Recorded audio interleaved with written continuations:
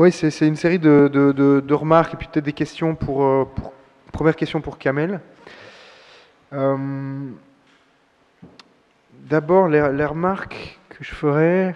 Si on, c'est évidemment dommage qu'on n'ait pas pu voir la vidéo, enfin qu'on ait ces questions techniques, puisque Jack Katz, avec sa théorie des Intimate Massacres, introduisait un autre type de lieu, hein, ces écoles, ces lieux de travail, qui vont prendre un sens tout particulier évidemment pour la personne qui débarque armée pour commettre sa tuerie, et qui donne encore effectivement une gamme de situations et un autre ensemble de situations de violence qui permettait de pluraliser les modes.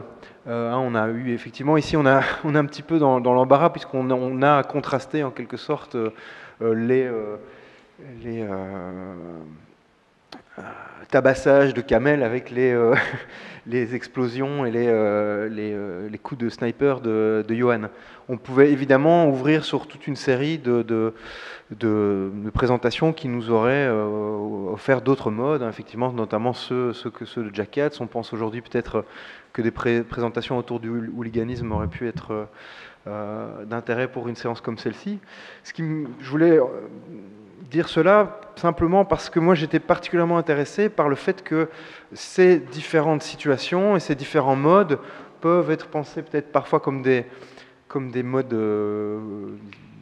types ou des patterns en quelque sorte qui peuvent en situation se trouver combinés, hein, par les personnes qui commettent ces actes.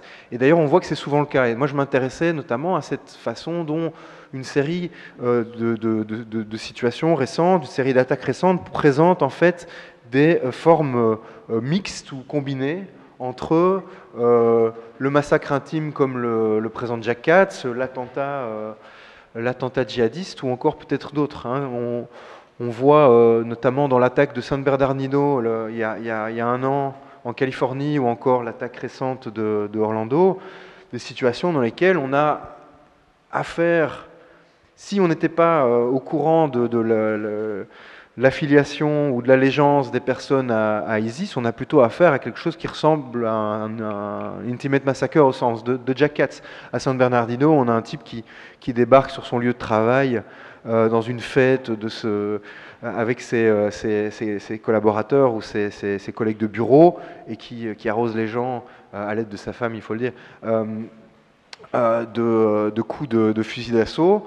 Voilà, on a une situation type que reprend Jack Katz dans sa théorie des massacres intimes autour des attaques sur les lieux de bureau. On peut imaginer, mais évidemment c'est un peu rapide, on n'a pas les moyens de le faire, que le type qui s'est retrouvé dans le nightclub gay de Orlando il y a quelques jours avait un rapport particulier avec ce lieu. Hein, apparemment, il y a toute une série de témoignages qui pointent dans ce sens-là, d'une fréquentation à la fois récurrente et probablement coupable de ce lieu. Bon, alors ça, effectivement, on s'avance un peu en disant ça, mais on pouvait imaginer, avant toute revendication et tout statement islamiste, que cet acte-là pouvait ressortir plutôt du massacre intime que de l'attaque terroriste. Il me semblerait intéressant, mais je ne peux pas en faire grand-chose pour le moment ou aller beaucoup plus loin, de multiplier comme ça finalement les modes opératoires ou les situations types autour de ces situations de, comment faut-il les catégoriser, de mass violence, qu'elles soient armées ou non finalement, et d'envisager un peu au sens de Goffman notamment, puisque c'est une de nos références, des formes de modalisation en fait, où un cadre primaire, qui peut être l'attaque terroriste, prend la forme ou utilise le cadre du massacre intime, ou inversement, quoi. Comment est-ce qu'on pourrait envisager, en fait, dans ces situations, en les analysant, une stratification de cadres empruntant à ces différentes situations de type, empruntant tantôt, effectivement, au massacre intime, tantôt à l'attentat terroriste, et on pourrait les multiplier, on pourrait réfléchir ensemble à d'autres formes qui pourraient se trouver comme combinées ou participant d'un cadre stratifié dans ces situations. Évidemment, là, on interrogera peut-être Johan et Kamel là-dessus, mais la disponibilité très, très grande de ce cadre de l'attentat djihadiste qui est maintenant évidemment à la portée de n'importe quel type qui serait pris dans une démarche et dans un élan qui l'amènerait, pour d'autres raisons éventuellement, à commettre un massacre intime au sens de Jack Cat. Donc ça, c'était une première chose. L'autre chose, c'était finalement, au-delà de toutes les différences dans les deux présentations qui ont été faites, et Kamel insistait évidemment sur ces différences, on peut aussi retrouver certains traits communs. Si on avait eu l'occasion de voir la présentation de Jack Cat, ça aurait été plus évident, mais c'est évidemment le caractère, comment dire, le fait que cette violence frappe de manière relativement aléatoire quiconque est sur les lieux, quoi. C'est le cas pour dans le massacre intime, à partir du moment où la personne pénètre dans le lieu qui est visé, et le lieu qui est attaqué lui-même, j'ai envie de dire, hein, c'est l'école qui est attaquée, c'est le nightclub qui est attaqué, bon, pour des raisons qui tiennent au lieu aussi. Toute personne qui est sur les lieux est une cible possible et une cible effective. C'était le cas du sniper qui attaque, qui s'y prend à quiconque s'avance. Et on peut dire aussi, Kamel, parce qu'on n'a pas eu cette description des premières parties du papier, mais où les types s'accordent assez rapidement sur le fait que tout c'est franc, tout français, tout non-mec de cité en quelque sorte, qui n'est pas un daron ou une meuf, est susceptible de passer un mauvais moment. C'est d'autant plus effrayant ou terrifiant que finalement ce caractère aléatoire est amplifié par le fait qu'ils s'attaquent par derrière à des types dont ils n'ont pas énormément d'indices quant à leur type d'ailleurs, hein, puisque il y a ce premier passage du texte où, avant d'arriver dans la manif et avant de se retrouver dans la souricière, les types attaquent dans les tunnels du métro, donc en chemin, j'ai envie de dire, hein, et s'entraînent en quelque sorte déjà, par des attaques par derrière, par des balayages par derrière, des types qui se promènent, qui sont dos à eux. Le fait qu'ils soient dos à eux étant aussi important en termes d'impunité pour ne pas être directement vu, le gars s'effondre par terre, et Walid, justement, retourne rapidement en tant que petit fanfaron un peu particulier quand même, derrière ses compères, qui ont quand même aussi, tu ne l'as pas souligné, mais outre le fait de ne pas attaquer eux-mêmes ou de ne pas être particulièrement actifs, font rempart humain, quoi, et sont aussi des types un peu plus grands, un peu plus costauds, derrière lequel celui qui a frappé par la balayette peut se replier et se cacher en quelque sorte. Donc voilà, l'attaque par derrière, je pense, amplifie encore le fait que, quand bien même ce ne serait pas une cible visée, c'est-à-dire le petit manifestant français, bobo, que sais-je, ce ne serait pas si grave que ça, quoi. Ils ne prennent pas énormément de pincettes pour savoir s'il s'agit réellement ou non d'une cible. Bon, donc il y a quand même aussi cette idée que ça pourrait frapper quiconque. Et le dernier petit point, je vais être beaucoup plus court, c'est ce que tu pointes quand tu dis, voilà, finalement, il se retrouve tout con au début parce qu'il n'y a pas de prise, ou il n'y a pas de... l'événement ou la situation n'est pas disposée de telle manière qu'ils peuvent produire cette violence, parce qu'ils ont affaire à une sorte de... Alors je ne sais pas exactement comment ça se présente comme espace à ce moment-là. Est-ce que c'est parce que c'est un espace public ou un rassemblement diffus ou non? Mais on voit que pour ce type de violence, le rassemblement focalisé, le rassemblement orienté au sens de Goffman, qui est pris dans un mouvement, qui est pris dans une activité conjointe, qui est la manifestation, semble être une condition pour développer cette violence. C'est-à-dire que le groupe d'assaillants va devoir se situer au cœur d'un espace humain, constitué par un cortège en quelque sorte, pour trouver des prises suffisantes à son, voilà, à son plan, quoi. Donc là aussi, je me demandais dans quelle mesure autant Jack Katz se demandait, tiens, pourquoi est-ce que les Intimate Massacres se produisent dans des écoles, finalement, plutôt que dans toute une série d'autres lieux qui pourraient tout aussi bien faire l'affaire. Là, on peut se demander pourquoi des manifestations, quoi. Pourquoi est-ce que ces mecs-là s'en prennent à des manifestants, et est-ce que ça a un sens autre que le fait, cette masse de personnes, cette densité d'individus, pour comprendre le sens qu'ils mettent dans ces expéditions. Voilà. Sur pourquoi manifestation, je vais avouer mon ignorance. Alors, je peux supposer plein de choses. Enfin, l'un des éléments qui me manque, c'est le fait de pouvoir comparer. C'est que je pourrais éventuellement frayer un chemin de compréhension si j'avais d'autres phénomènes du même type. Il se trouve qu'ils n'ont jamais ensuite, par ailleurs, été complices de ce type de violence urbaine. Ensuite, le type de violence auquel j'ai affaire, moi, c'est ce qu'ils appellent des bagarres, des embrouilles entre cités, qui font des descentes dans la cité, où il y a les autres qui viennent, etc. Il y a des règlements de compte. J'ai pas de point de comparaison pour pouvoir éventuellement évaluer. Ce que je peux dire, c'est que, en tout cas, ce qui semblait primer à l'époque, c'est le fait que d'emblée, eux, ils se projetaient pas. Enfin, c'est Cotreau qui parle de public intermédiaire. Je sais pas si c'est l'idée qu'à un moment, donc les manifestants, eux, sentent qu'on peut toucher du doigt, incarner un public et accéder aux politiques, donc le toucher et faire abdiquer le gouvernement, etc. Eux, à aucun moment donné, ils se sont sentis investis ou traversés par cette visée du bien commun. Eux, ils étaient arc-boutés sur l'idée qu'ils appartenaient à des mecs de cité, et c'est de bout en bout ce qui a aiguillonné leur action.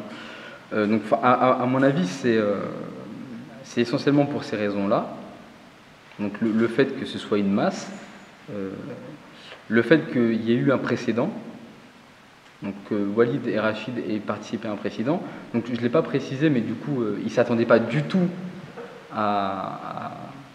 ils ne s'attendaient pas du tout à ce que sur les Invalides, il y ait ces scènes de lynchage. Donc c'est à l'épreuve d'une première manifestation qu'ils découvrent que c'est possible. Et qu'ensuite, dans la semaine, ils motivent tous leurs camarades à la MJC. Donc réellement, je pense que ce n'était pas du tout quelque chose de planifié dans leur agenda. La plupart du temps, dans cette série de manifs, ce qu'ils faisaient, c'est qu'ils restaient, comme ils disaient, galérés à la cité. Il y a quelques loustiques que j'ai interrogés. Pour eux, aller à la manif, c'était juste une occasion de ne pas galérer, quoi. Donc moi, je pense réellement que c'est vraiment une improvisation. Ils se sont laissés happer par le premier précédent. Et ensuite, comme ils ont découvert qu'ils pouvaient tabasser impunément les manifestations, ils ont motivé leurs autres camarades. Donc moi, j'y vois vraiment une explication. J'envisagerais l'explication que prend Jacques Katz sur le caractère, vraiment sur le caractère grisant de l'impunité et le frisson du crime, quoi. De vraiment jouir de l'impunité et de voir l'humiliation, l'impuissance chez autrui. Alors, je peux préciser, en fait, ça renvoie à une figure inverse de ce que j'appelle dans ma thèse l'éthique de la riposte. C'est qu'en fait, alors, je ne sais pas si je m'attarde là-dessus ou pas, je ne sais pas si ça fait du sens. Éthique de la riposte. En gros, pour aller simplement, et de la manière dont il parle, c'est qu'en gros, il y a une hiérarchie des couilles dans la cité. Pour le dire simplement, mais comme ça tout le monde comprend, c'est l'idée que si on vous agresse, il faut pouvoir répondre. Et vraiment, la figure de la victime, alors je ne vais pas rentrer dans les détails, mais en anthropologie du droit, ceux qui travaillent sur les sociétés à vendetta, c'est des sociétés dans lesquelles il n'y a pas de figure de victime. Lorsqu'il y a des règlements de compte, c'est une figure qui est méprisée. Donc il y a un prix du sang éventuellement, c'est des gens qui attaquent et qui contre-attaquent, mais il n'y a pas de victime, c'est une figure qui est méprisée. Donc ce que je peux dire, c'est que le fait qu'ils envisagent tous les manifestants comme des sales victimes, la manière dont moi j'entrevoyais une signification, c'était la possibilité, parce que ça c'est pas possible dans la cité. Il n'y a, aucune possibilité de pouvoir les lâcher complètement prise comme ça et de se défouler, puisqu'il y a cette hiérarchie à la fois du deal, donc c'est une hiérarchie plutôt économique, et la hiérarchie que je n'ai pas mentionnée vis-à-vis des grands et de ce qu'ils appellent les anciens. Donc il y a des petits, il y a des grands et des anciens. Il y a une sorte d'ordre un peu informel qui organise les places de prestige, et c'est le seul moment où il y a une sorte de bulle d'impunité dans laquelle ils peuvent, comme ils le disent, briller momentanément. Moi, c'est comme ça que je l'ai... mais là, je confesse que je ne sais pas, j'ai pas plus de billes là-dessus, je peux pas en dire plus. Est-ce que je peux risquer une interprétation sur salle victime? Tu me diras si ça a du sens ou pas. Est-ce que les salles victimes, c'est des jeunes qui manifestent et qui donc s'adressent à l'État et qui donc attendent quelque chose de l'État? Est-ce que la salle victime, c'est pas celui qui attend quelque chose de l'État? Moi, je le voyais sous l'angle de c'est quelqu'un qui... Aussi, enfin, je sais pas. Moi, je le voyais pas sous cet angle-là, je le voyais sous l'angle de ces personnes qui, par exemple, dans le quartier, les salles victimes, c'est par exemple les personnes qui vont aller à la police pour réclamer quelque chose. Qui attendent quelque chose de l'État. Qui attendent effectivement quelque chose de... Oui, c'est ça, ouais. Et qui s'en remettent à un tiers pour régler un litige, et qui donc ont au fond le front, mais c'est un front de faiblesse en fait, de s'adresser à quelqu'un d'autre que d'eux-mêmes ou que de leurs proches, leurs cliques, pour régler le futur. Mais c'est ça, ce que j'envisageais sous le terme d'éthique de la riposte, c'est de ne pas être capable de régler soi-même ses comptes. Voilà. Alors, donc manifester, pour le coup... Oui, tout à fait. Ouais. Et, mais du coup, elle se situe sur un spectre qui n'est pas très loin de la poucave ou de la balance. Quoi. Et qui donc aussi, évidemment, ça a quelque chose à voir avec les sociétés avant d'État, en fait, qui sont des sociétés où l'État est relativement... C'est ça, oui. Il n'y a pas ce tiers, en fait. C'est ça, oui. Auquel on s'en remet, au fond, donc on est faible de s'en remettre à lui. Non, c'est exactement ce à quoi je pensais. Pour le type de rassemblement, donc je pense que tu as raison, le fait que ce ne soit pas des... il y a un élément que je n'ai pas mentionné, c'est le fait que la colonne de manifestants, elle avance, en fait. Et en fait, ça ne permet pas de pouvoir se coordonner de manière informelle avec d'autres mecs de cité. Et donc il y a aussi, je pense, le fait qu'ils n'aient pas eu de précédent vis-à-vis de manifestations et qu'ils s'ennuient. En fait, à aucun moment, eux, ils ont suivi le cortège, en fait. Il y avait le cortège manifestant, donc sur les grands boulevards, et eux, pendant toute la manifestation, comme ils s'ennuyaient, ils étaient sur les trottoirs. Et en fait, comme la plupart des mecs de cité font ça, ils ont une allure qui est beaucoup plus rapide que celle des manifestants. C'est-à-dire qu'à aucun moment, ils sont capables de pouvoir se coordonner. Alors, ça, c'est moi qui le vois, eux, ils l'ont pas trop perçu. En fait, donc, du coup, à chaque fois, ils étaient sur un temps d'avance vis-à-vis des cordons manifestants, et ce qui n'a jamais permis qu'ils puissent à un moment se stationner et se coordonner avec d'autres types. Et c'est arrivé uniquement à la place de la République, et précisément parce que le dispositif était tel qu'en fait, ça permettait de créer un vis-à-vis qu'il n'y avait pas dans la colonne, donc qui est d'une part unidirectionnel, tandis que dans la manif, sur la place, il y a un vis-à-vis. Donc ça, c'est pour les types de rassemblements. Je ne sais pas si ça répond à ta question, mais c'est quelques éléments écologiques. Enfin, non, l'élément principal, mais je l'ai mentionné, c'est le fait que durant tout la déambulation et pour arriver à la place, c'est ponctué de plein de dispositifs policiers. Et donc les artères, elles sont bloquées. Et il y a beaucoup de policiers en civil. Et il y avait tout un jeu, je ne l'ai pas dit, mais qui consistait, en fait, comme ils disent, à cramer les flics. C'est-à-dire de voir, en fait, qui étaient des policiers en civil. Donc là, ils avaient bien en tête qu'ils étaient visibles vis-à-vis des policiers. Et je ne l'ai pas mentionné non plus, mais ils se sont fait arrêter à 3 reprises. Ils se sont fait contrôler à 3 reprises. Donc 3 fois par des flics et 1 fois par un cordon de CRS, où là, c'était un peu musclé. Donc il y avait aussi cette hantise de pouvoir être, comme ils disent, serré par les flics, et qui n'a pas lieu, en fait, à la place de la République. Donc je pense que c'est les principaux éléments, en fait, qui permettent d'expliquer pourquoi ça advient à ce moment-là. Et aussi, en fait, ce que je disais, mais ce chaos vraiment général, c'est difficile à décrire, et j'ai pas pu le faire ici. C'est peut-être plus probant dans l'article. Mais il y a vraiment un bouillonnement généralisé, ça court dans tous les sens, il y a des projectiles qui arrivent de partout, il y a des voitures qui sont retournées, Il y a vraiment un chaos assez généralisé, et du coup, à ce moment-là, ils ont l'impression, c'est Jacques Katz qui parle d'épiphanie de l'impunité, qu'à un moment, ça surgit, on sent qu'on n'est plus visible moralement. C'est quoi qu'on fasse, on ne peut pas se faire arrêter. Et donc, c'est les éléments principaux pour moi qui permettent d'expliquer pourquoi ça arrive là et pas dans la colonne qui avance.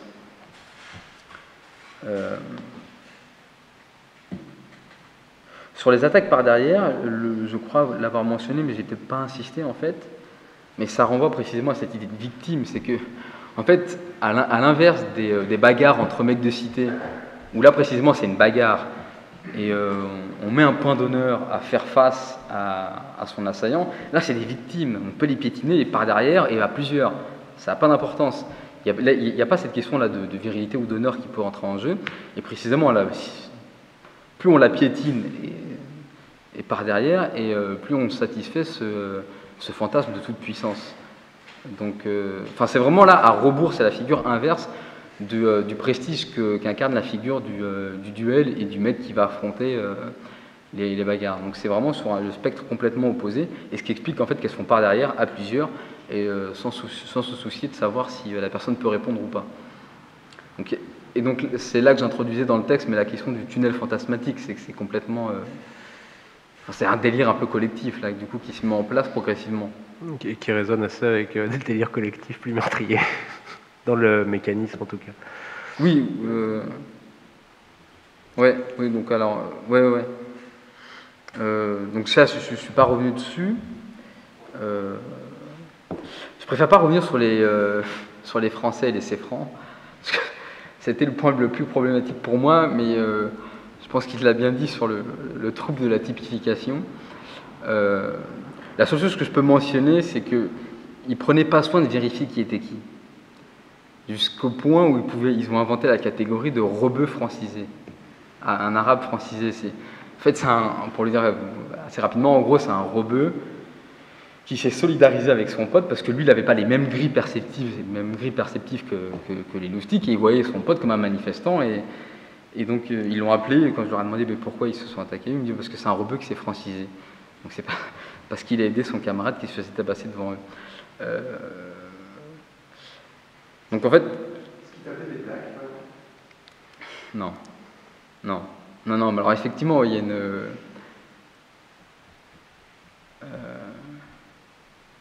il y a un premier ressort qui est une perception prima facie, où on essaye, ce que j'ai cru comprendre, c'est qu'ils essayent au mieux de ne pas viser ce qu'ils appellent des inques, des cousins, quoi.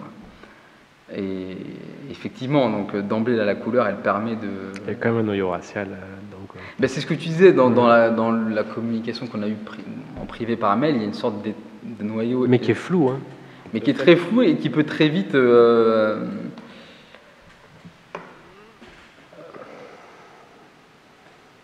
et qui ne correspond pas non plus à l'ensemble de la mobilisation des mecs de cité. C'est que j'en ai rencontré d'autres qui voulaient, qui cherchaient, comme ils disaient, des mecs du 9-3.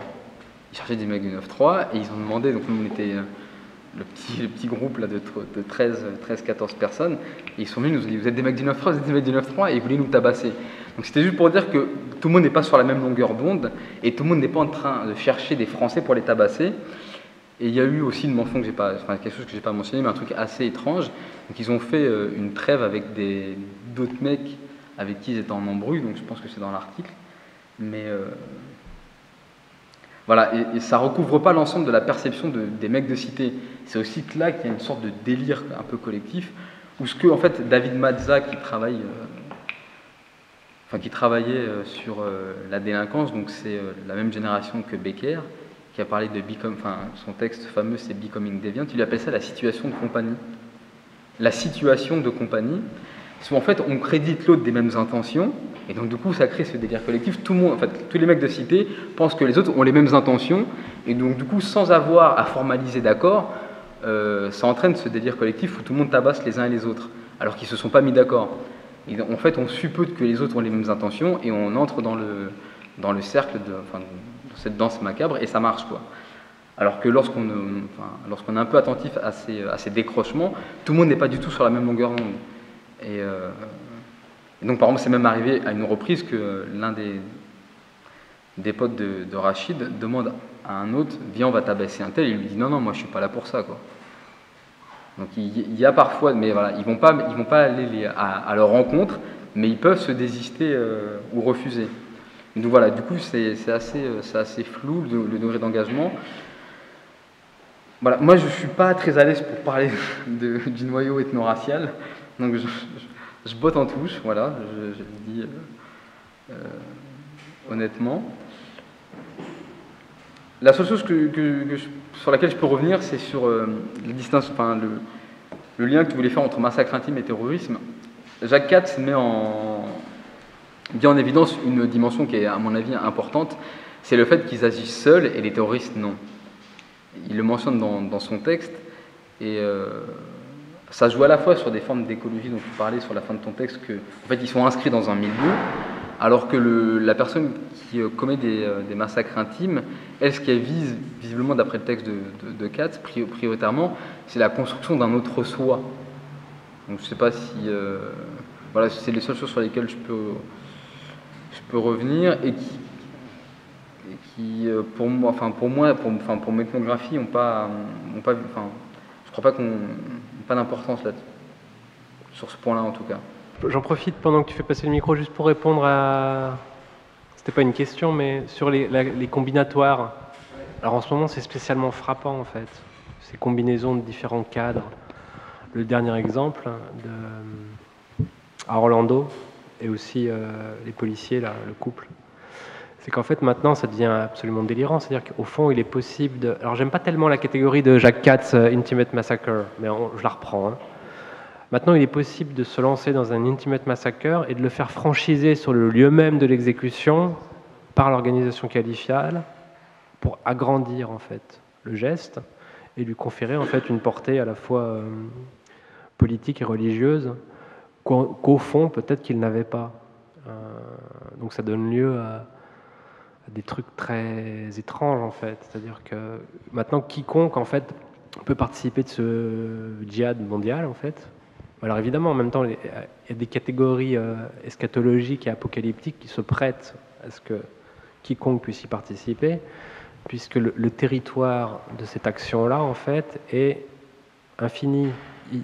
En fait il s'étend à la totalité du globe, parce que ce qui fixe en fait ce territoire, c'est une récitation religieuse à vocation universelle. Donc quiconque en fait peut participer de ce geste-là en fait. Sauf qu'évidemment il y a un coût qui est beaucoup plus considérable, c'est qu'en général ça se solde par la mort de celui qui s'y lance en fait.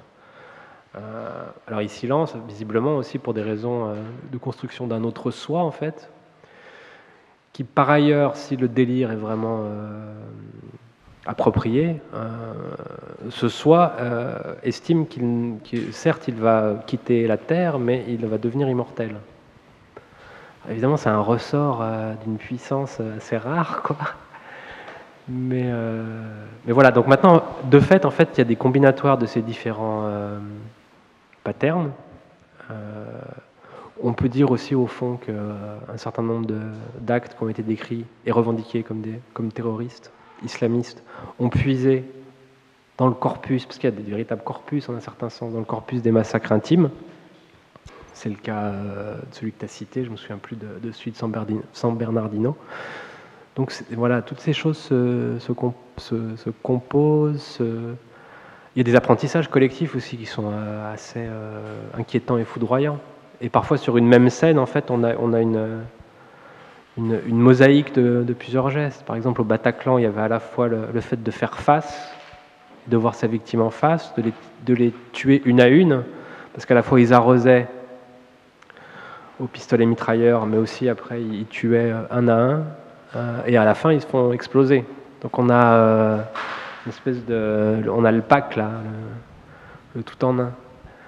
Donc c'est assez inquiétant. Je voulais revenir sur les lieux. Tu as dit en fait que les lieux importent. Moi, je suis absolument persuadé que le fait que c'est eu lieu à l'aéroport et dans le métro n'avait strictement aucune importance symbolique, d'aucune sorte. On peut déjà le voir parce que ce n'étaient pas des lieux qui étaient prévus. En fait, l'équipé en question prévoyait de retourner sur Paris, en fait. Et donc au fond, le fait d'avoir choisi l'aéroport et le métro, c'était un plan de secours en fait. Donc là, on avait pour le coup en plus une dimension d'improvisation.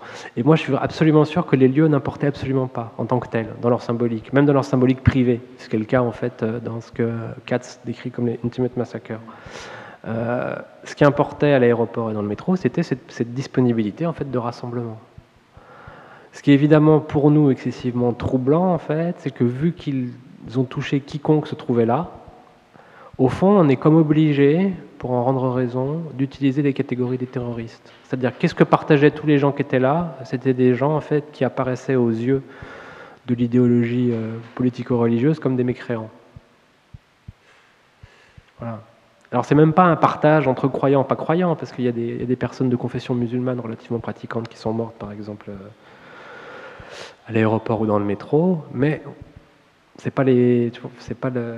Et donc voilà, c'est ça qui est excessivement troublant. Et moi, en pensant à la façon dont on est obligé de se recatégoriser, en fait, pour voir ce que ces gens-là partagent, les victimes partagent, donc d'être des mécréants, en fait, c'est qu'ils ne sont pas les djihadistes. Et ça me faisait penser à le même genre de difficulté que tu avais dans ton texte, on avait discuté, en fait, à qualifier, en fait, les victimes.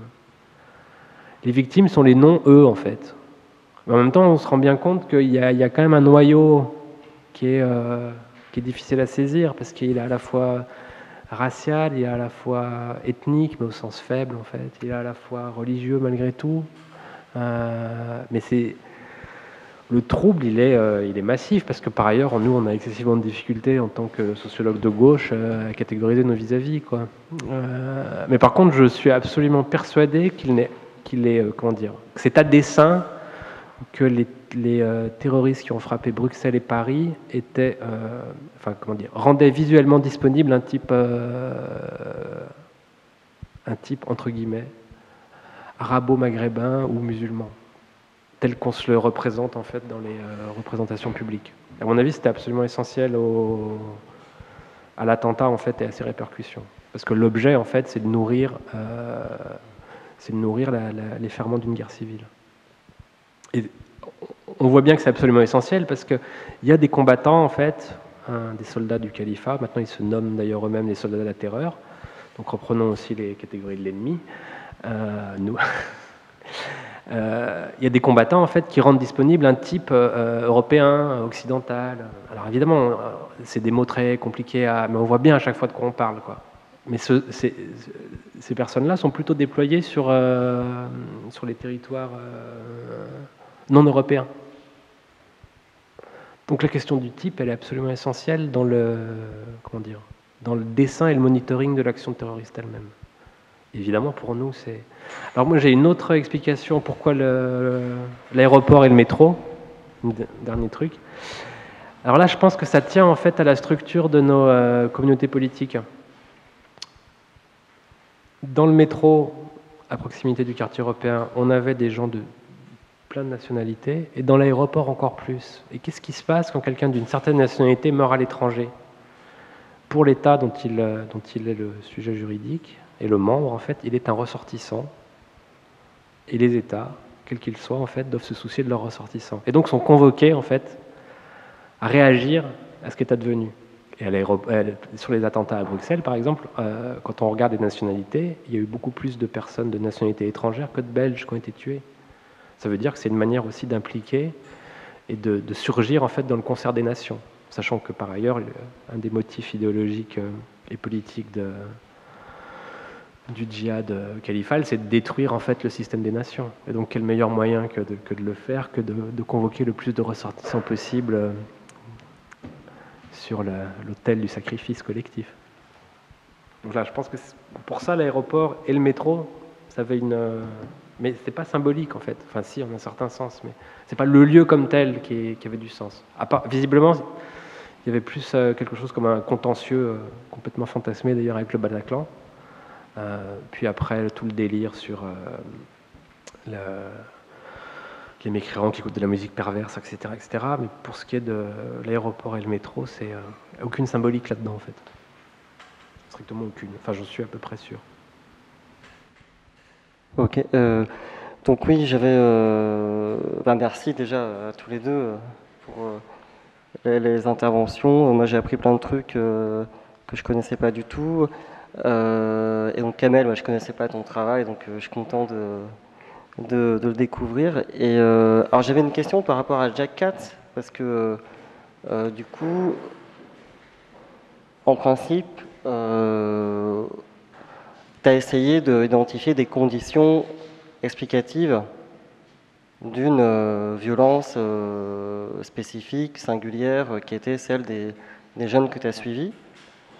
Et je me demandais si tu avais suivi jusqu'au bout ce que Jack Katz fait dans Seduction of Crime, de l'induction analytique, quoi. C'est-à-dire, de l'induction analytique, est-ce que tu as comparé en fait différents cas de violence en essayant de faire varier du coup les conditions communes à différents cas, ou bien c'est pas du tout ton objet, et dans ce cas-là ma question est hors sujet. En gros, qu'est-ce que tu fais de la méthode que Jack Katz recommande vivement depuis 30 ou 40 ans sur chercher des conditions explicatives en cherchant des cas négatifs. Par exemple, là, t'en sors quelques-uns en disant il y a un moment où les personnes, Walid il commence à courir et en fait ça marche pas. Donc du coup on voit un cas négatif, il aurait pu mais ça marche pas.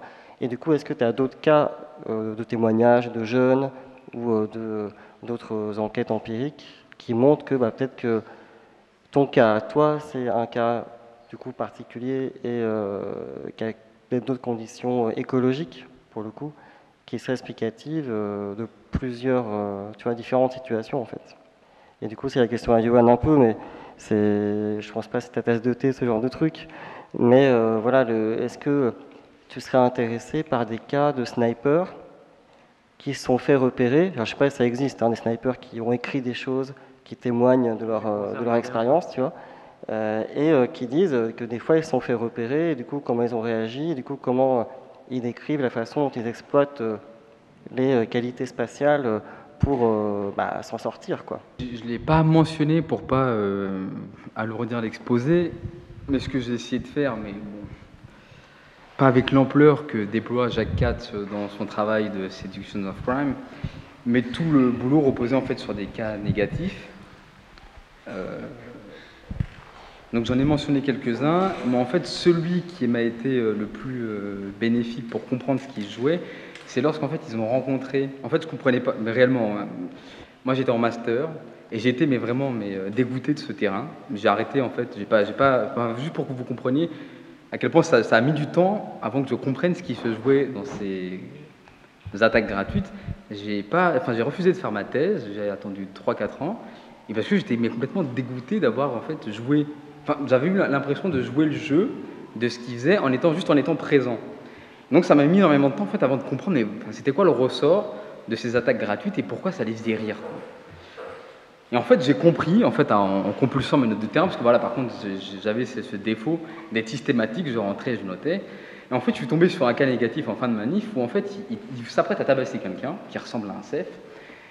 Et en fait, il s'avère que c'est c'était des membres du comité de sécurité de la CGT. Et ils ne le savaient pas.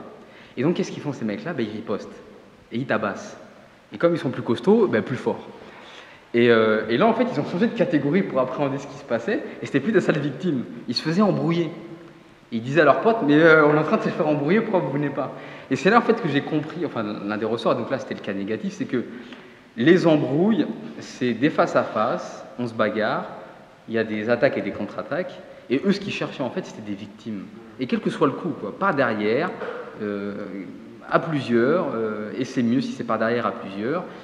Et par contre, par rapport à une remarque que tu faisais, l'impunité, c'est pas se cacher pour eux, précisément.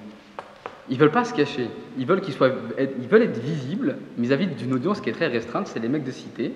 Donc ça, je ne l'ai pas mentionné par rapport à ton exposé, je voulais le dire tout à l'heure.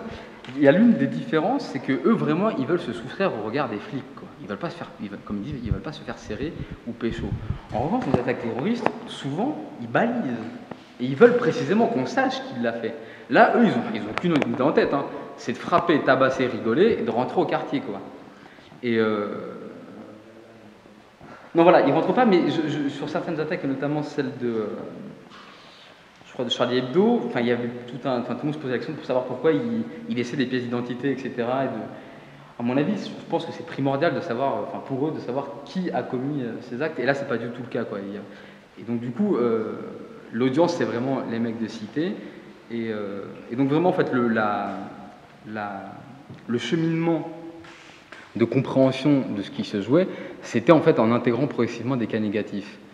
Et ensuite, enfin, peut-être pas toute la thèse, je vais pas exagérer, mais il y a beaucoup de chapitres, et notamment sur la violence, où je fais jouer en fait les cas négatifs que j'intègre pour ensuite changer d'hypothèse lorsqu'elle convient pas, quoi.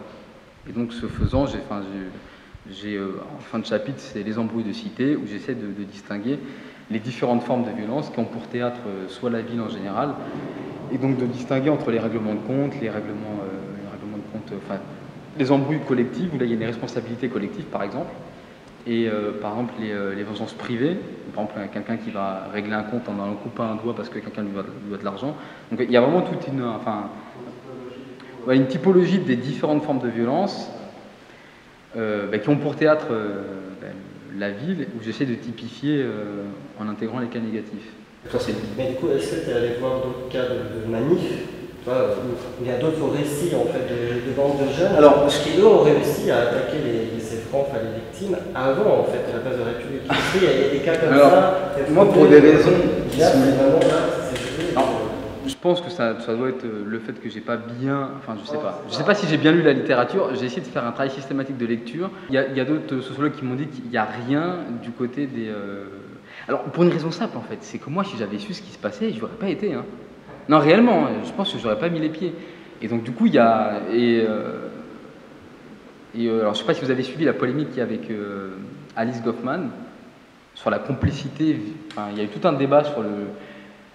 Je sais pas, bon, pour ceux qui ne connaissent pas, Alice Goffman, c'est la fille de Erving Goffman et qui a fait une monographie géniale sur les gangs à Philadelphie, où en fait, elle décrit à un moment comment elle part en bagnole avec 3 acoustiques pour aller régler des comptes pour venger quelqu'un qui a été tué. Et ça a déclenché une polémique virulente avec notamment un juriste sur le type d'engagement de l'ethnographe et la complicité. Moi, là, clairement, en fait, d'un point de vue, alors je me suis renseigné, je devais écrire un truc que je n'ai pas fait pour champ pénal. Mais clairement, moi, je suis complice là de non-assistance à personne en danger. Il y a plein de catégories juridiques qui peuvent me ramasser dans le lot. Moi, si j'avais su ce qui se passait, je pense que je n'aurais pas été. Et donc, du coup, j'ai essayé de regarder dans la littérature, il n'y a rien. Les seuls trucs que j'ai trouvés, c'est la même chose, les mêmes événements, mais vus du côté des flics, qui m'ont apporté pas mal de billes, notamment chez Fabien Jobard, où sur le dispositif policier, j'ai pu vérifier que ce que j'avais vu, moi, de mon côté, qui était vraiment tronqué, puisque moi j'ai vu uniquement à travers la lorgnette des petits mecs de cité, quoi. Et donc j'ai pu vérifier notamment sur le dispositif en souricière que c'était quelque chose que j'avais bien capté et que lui décrit. Et j'ai vu aucune autre ethnographie, alors voilà, je précise, aucune ethnographie sur ce qui se passe en temps réel, quoi. Il y a des papiers, etc., mais c'est un peu, je trouve un peu en surplomb. C'est un peu hors sol, quoi. Mais donc là, voilà, malheureusement, j'ai pas de comparaison. Non, du coup, non, c'est ça la méthode, c'est juste ta preuve de contraire. Ouais, du coup, voilà. Elle est solide parce que tu n'as pas de matériaux, conditions. Quoi. Mais du coup, voilà, dans l'article qui sera publié, je le dis, j'ai pas trouvé de point de comparaison pour pouvoir éclairer autrement. Ça, j'ai pas. Le seul truc que j'ai fait, et ça, j'ai essayé de le faire, c'est de faire varier les perspectives, donc celle des manifestants, celle des flics, celle des cordons de CGT, etc.